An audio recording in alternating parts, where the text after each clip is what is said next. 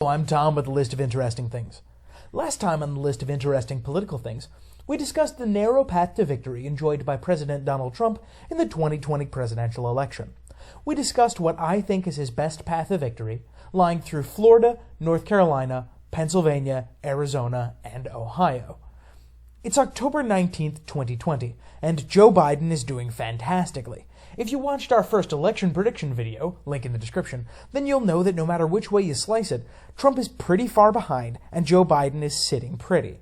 Today, in follow-up to our first video on Donald Trump's path to victory, I want to explore the Joe Biden paths and see what I might advise him to do if I were a part of his campaign. So once again, I want you to close your eyes. Put yourself in the mind not of an engaged citizen or someone who wandered through the YouTube algorithm. You're a political consultant, you're on the Biden campaign trail, and your goal is to win. But unlike the Trump campaign discussion, you're not playing from behind. You have a little more leeway in what you can choose to do, how you can choose to spend your money, and the states you can choose to prioritize.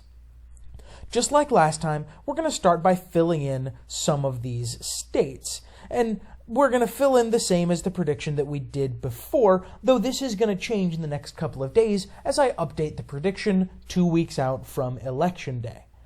I don't think that anyone is going to argue, same as last time with many of the states that we're going to put in. We're going to do most of the West Coast for the Democrats, New Mexico, New York, and most of the Northeast, skipping New Hampshire for the moment, making sure to get D.C., and we're going to go ahead and throw Illinois in. As we know, Chicago is pretty big. We're also going to fill in the safe Republican states here, just as a reminder for anyone who isn't familiar. Generally speaking, the safe, likely, lean, and tilt designations are more than a 15-point margin for a given candidate, a 5 to 15-point margin for a given candidate, a 1 to 5-point margin for a given candidate, and a 0 to 1-point margin for a given candidate. I tend to play a little loosey-goosey with those. I don't stick to it too strongly, because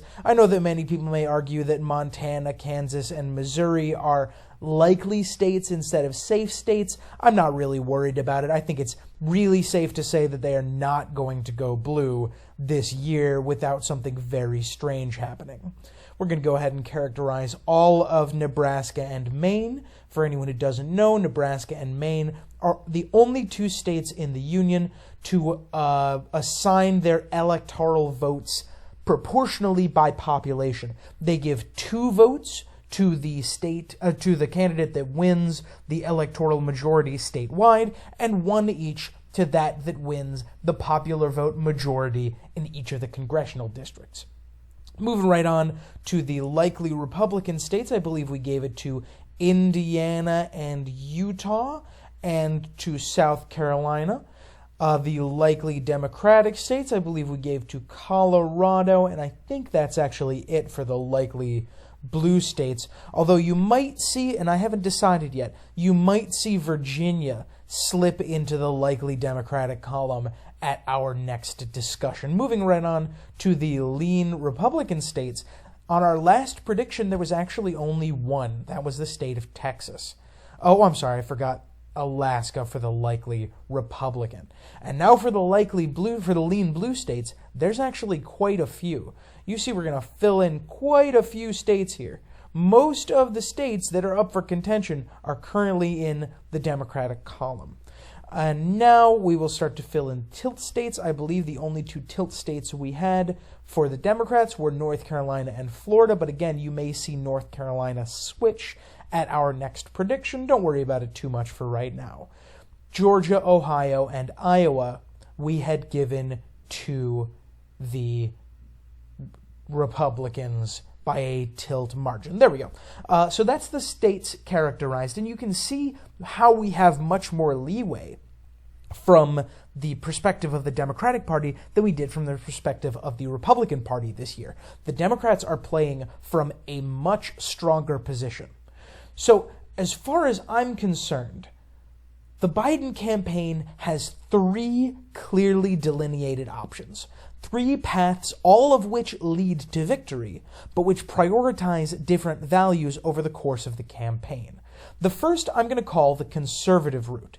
In this path, the Biden campaign assumes that Georgia, Texas, Iowa, Ohio, and Florida are all pretty safely outside of the realm of things to worry about. Now, that doesn't mean that they're not going to go for Biden, but that means they're not worth gunning for. I'm not saying from Florida pull all of your money, keep the pressure on and keep it competitive, but let it slip away if it looks like it's going to slip. Similarly, don't prioritize North Carolina or Arizona. We're going to go ahead and give those a tilt margin. Instead, hammer home support in the Rust Belt. Make it so that those are extremely safe margins. This is the race that you want to see on Election Day. So that even if you do lose Arizona and North Carolina, you still have this comfortable margin. The point of this strategy is to guarantee a victory.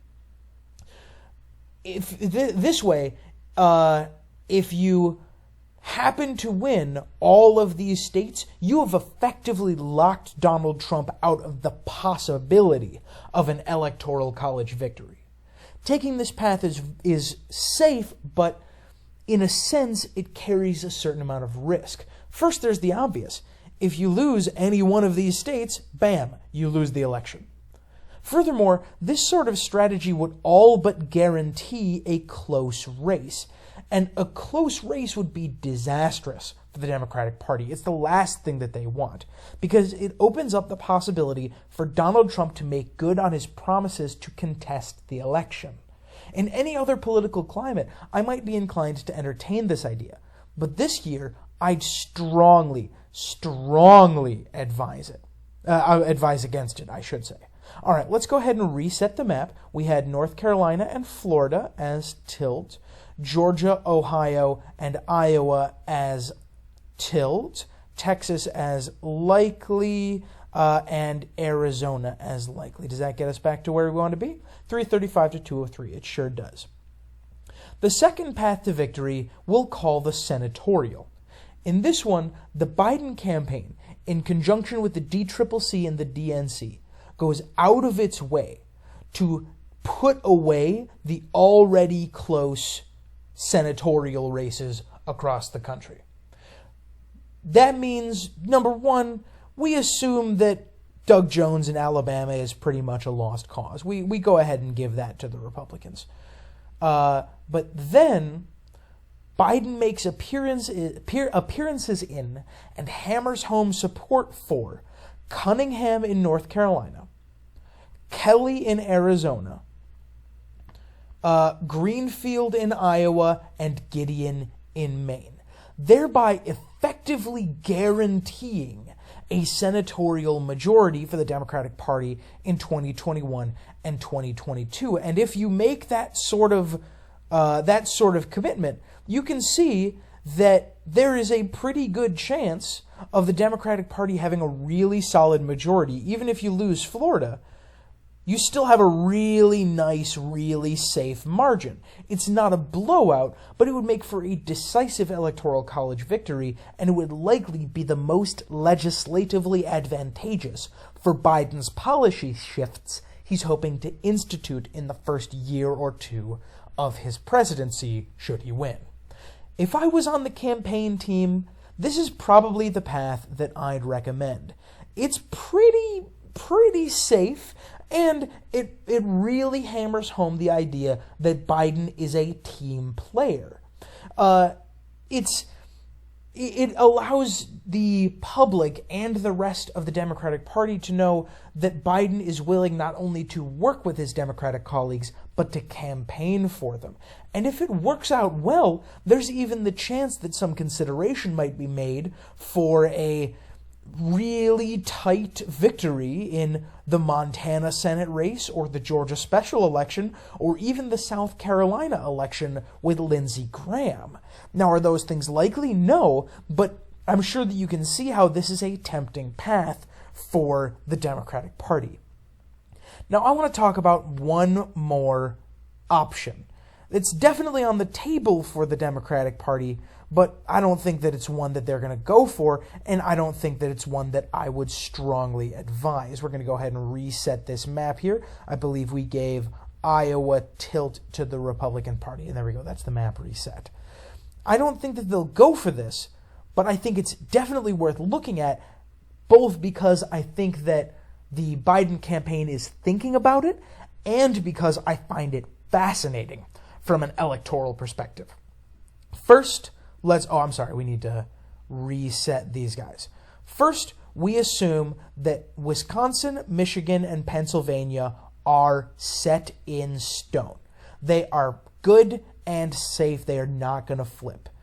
Now, don't pull out completely, but if we take a look at the map over here at Wisconsin, there's a 6-point margin. In Michigan, you have a 6-point margin. In Pennsylvania, you have a 5-point margin. These are pretty safe polling numbers. So you could, if you wanted to, assume that those three are safe. Similarly, in Arizona and North Carolina, sort of take your feet off the gas. Campaign with these candidates, but not for them.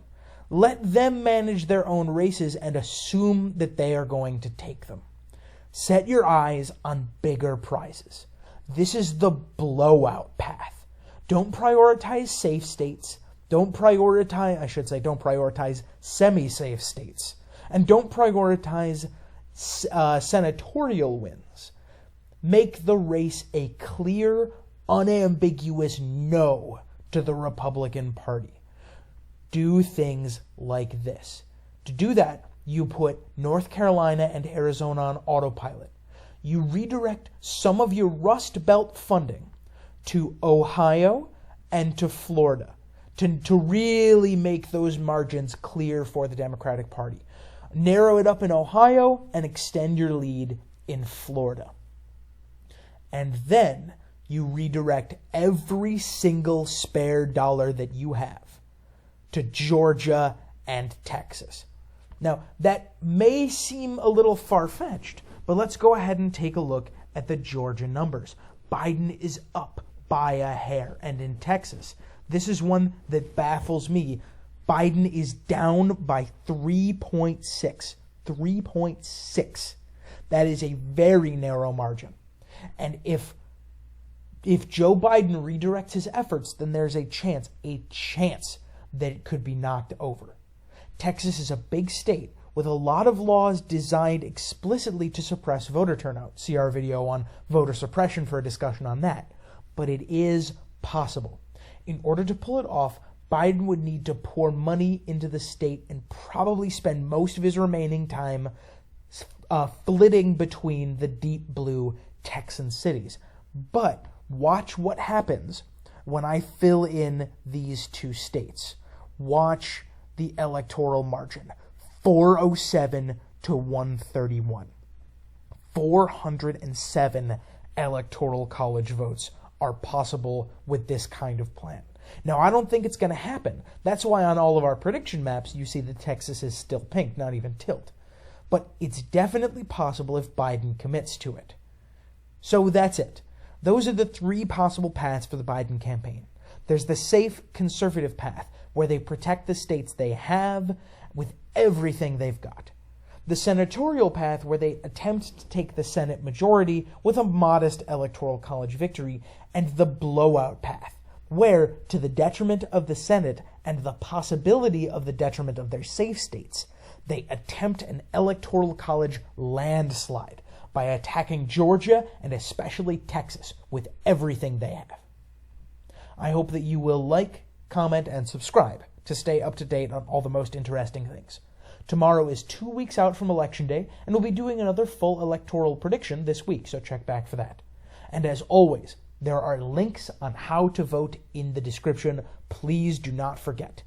So until next time, be like Joe Biden's paths to victory. Be strong and flexible. Be both optimistic and realistic. And above all, be interesting. I'll see you next time.